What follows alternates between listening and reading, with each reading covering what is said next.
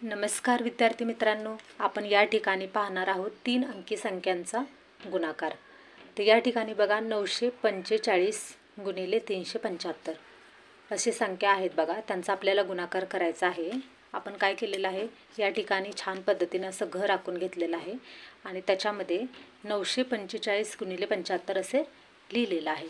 आता या ठिकाणी बघा आपण काय करायचं आहे, 5चा 7चा आणि 3चा पाडा हे 3 पाडे आपल्याला येणं फार गरजेचं आहे।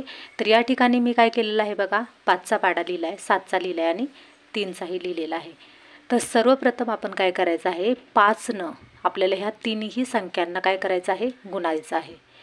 तर आपण या ठिकाणी काय करायचं बघा, 5चा पाडा 5 पर्यंत बोलायचा, 5चा 5 25। मग आपल्याला काय करायचं आहे, या 25 मधला जो एकक स्थानचा 5 आहे तो 5 या ठिकाणी लिहायचा आहे आणि 2 जो आहे तो पुढच्या घरामध्ये त्याचा हातचा द्यायचा आहे। त्याच्यानंतर आपल्याला पुढची स्टेप काय करायची आहे, आपण आता ह्याचा गुणाकार केला, आता याचा गुणाकार करायचा आहे।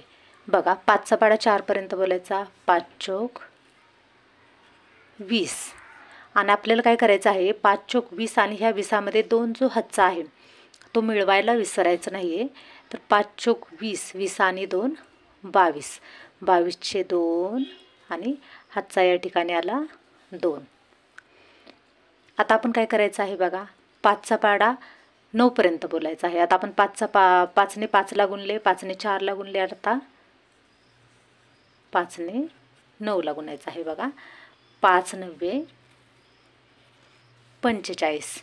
आता काय करायचं आहे, आपल्याला 45 मध्ये आपल्याला हे 2 हातचा मिळवायचा आहे। तर 45 आणि 2 किती झाले, तर 47 झालेले आहेत। आपल्याला पुढे हातचा द्यायची गरज नाही, कारण आपलं ह्या ज्या 3 संख्या आहेत ते या ठिकाणी संपलेल्या आहेत।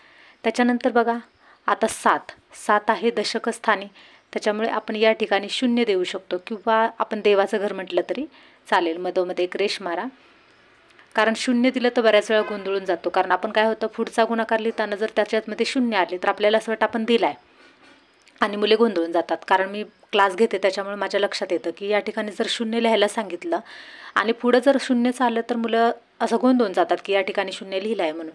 मग त्यापेक्षा तुम्ही काय करा, एक देवाचं घर म्हणून काय करा, एक गोल काढा किंवा त्याच्यामध्ये रेष मारा किंवा असं डबल रेष मारली तरी चालेल, असं म्हणजे जेणेकरून ते वेगळं दिसावं। तर या ठिकाणी बघा आपण दशकाचा एक घर सोडलेलं आहे आणि आता आपल्याला काय करायचं आहे, 7ने 5ला गुणायचं आहे। बघा आता 7चा पाडा 5 पर्यंत बोलला तर किती येतं उत्तर, इथं या ठिकाणी 35 येते। 35चे 5 एकक स्थानची संख्या काय करायची आहे, आपल्याला या ठिकाणी लिहायची आहे आणि 3 पुढच्या घरामध्ये लिहायचं आहे। पण त्याच्या आधी आपण काय करूयात, हे पहिले जे आहेत त्याला काट मारूयात, जेणेकरून काय होईल, आपला गोंधळ उडणार नाही। तर आपण काय केलं, 7 5 35, 35चे 5 हातचा आले 3। आता 7चा पाडा 4 पर्यंत बोलायचा आहे बघा, 7 चौक 28 आणि ह्या 28 मध्ये आपल्याला हे मिळवायला विसरायचं नाही आहे। 28 आणि 3 किती झाले, तर 31 झालेले आहेत। 31चे 1 हातचा आला 3। आता काय करायचं आहे, आपल्याला 7चा पाडा 4 पर्यंत झाला, आता 7चा पाडा 9 पर्यंत बोलायचा आहे बघा, 7 9 63 आणि 63 मध्ये हे 3 मिळवायला विसरायचं नाही। 63 आणि 3 किती झाले, तर 66 झाले। आता काय करायचं आहे, आपल्याला शतक स्थानचा 3, आता हे 7चं झालं बघा, 7नं काय केलं, आपण हे 3 संख्यांना गुणलं। त्याच्यानंतर आपण आता 3ने ह्या वरच्या 3 संख्यांना आपल्याला गुणायचं आहे बघा। इथं गोंधळ करायचं नाही आहे, मन शांत ठेवायचं, गणित चुकत नाही आहे। तर आपण काय करूयात बघा, आता ही 3 ही शतक स्थानची संख्या असल्यामुळे आपल्याला त्या ठिकाणी काय करायला लागेल, 2 देवाची घरं सोडावी लागतील। मग आपण काय करूयात, 3चा पाडा 5 पर्यंत बोला, 3 5 15, 3 1 3 3 2 7 3 3 3 चौक 12, 3 5 15।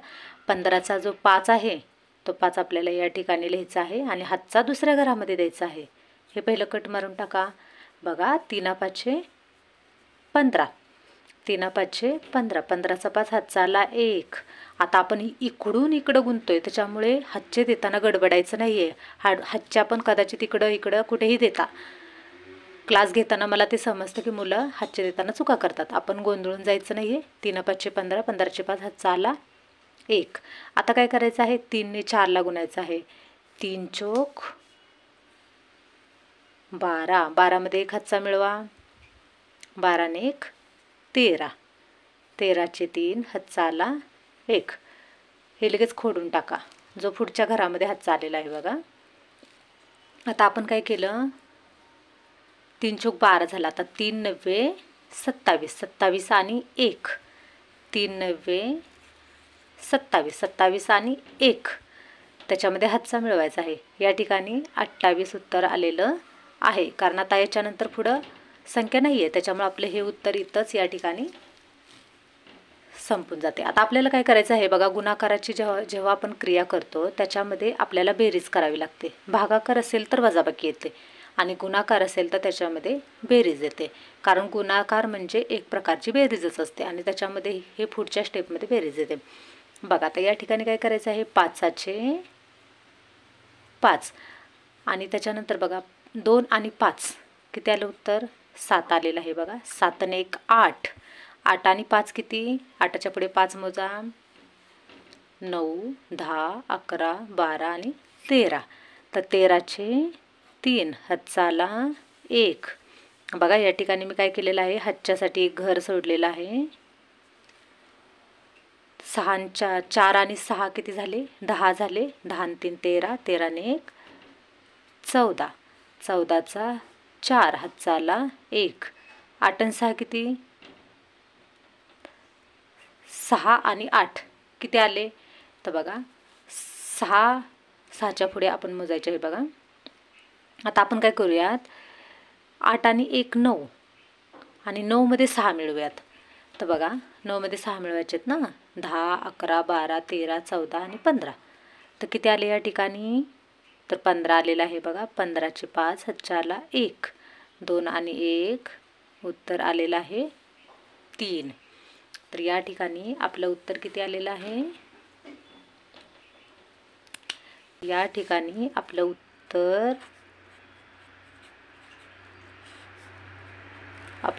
आलेलं आहे 3,54,375.